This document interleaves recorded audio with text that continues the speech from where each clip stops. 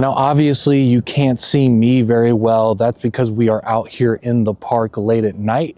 I'm gonna go ahead and show you guys the new Javelot beam first. I've got this very, very long sidewalk, and luckily we've got some trees at the very end of this sidewalk. Now, it's hard for me to really tell exactly how far away this is. I didn't measure it, but I would say we're probably a good football field away from the trees all the way down at the end. So let's go ahead, turn this on, and hopefully you guys can see what I'm talking about here. So there we are. So we've got this big cluster of trees down here, and then you can see there's some trees that are lining the edge of this walkway right here. And then now we're up to turbo, and it's even brighter. I'll bring it down a little bit. And I can even see the trees that are behind this main tree right here in the front. So, you know, for the purpose of showing this tree right here that is, you know, easily a football field away, the Javelot is definitely doing its job. I'll go to the low mode, and you can see how you can still kind of see the trees right there on low, and then we'll bring it up. We can do a double tap onto the turbo. So the first comparison I want to do is with the Warrior X4. This is a good one because it's actually really similar in size. Warrior X4 is a little bit longer. Of course, it's a little bit more overbuilt. It doesn't have the side switch like the Javelot, and it only has the 2 modes. But it should be a good comparison because the Warrior X4 goes up to 630 meters, while the Javelot is up to 730 meters. So pretty close in performance, but the beam's a little bit different. Let's check it out. So I'm gonna shine this down, and you can see the trees there at the top. And of course, with the 630 meter capability, you're still gonna be able to see the trees very, very well up here. Now, one big difference is the hotspot ends up being much, much larger here on the Warrior X4 compared to the Javelot. So the Javelot is definitely a tighter hotspot. Let's go ahead and jump back over to the Javelot and look at that. So I can tell the intensity is stronger in the hotspot, but it is much smaller than the hotspot of the Warrior X4.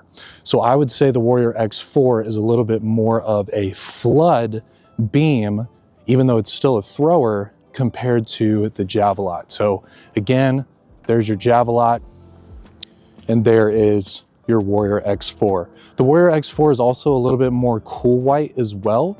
It's a little bit more neutral on the Javelot. So a little bit wider of a hotspot on the X4, a little bit cooler white on the X4 as well, compared to the Javelot. Definitely a little bit higher intensity though in that hotspot. The next comparison, of course, has to be with the Javelot Mini. Now, the Javelot Mini does have a little bit lower performance with 600 meters, again, compared to the 730 of the Javelot. So let's take a look at the Javelot Mini. Here we are. We're gonna turn it on. And of course, again, you can see the tree line in front of us perfectly. It looks great. The hotspot itself, I would say, is slightly larger than the new Javelot, but it's very, very close. I would say it's a much closer beam if you compare it to the Warrior X4. The Warrior X4 so far is definitely the most different style of beam. Let's go ahead and jump over to the Javelot here. Yeah, so the Javelot is a little bit higher intensity, of course. It's gonna have a little bit tighter hotspot there as well, right in the center where those trees are. Let's go ahead and bounce it up right there. So yes, so a little bit larger hotspot with the Javelot Mini, but a little bit less intensity compared to the Javelot.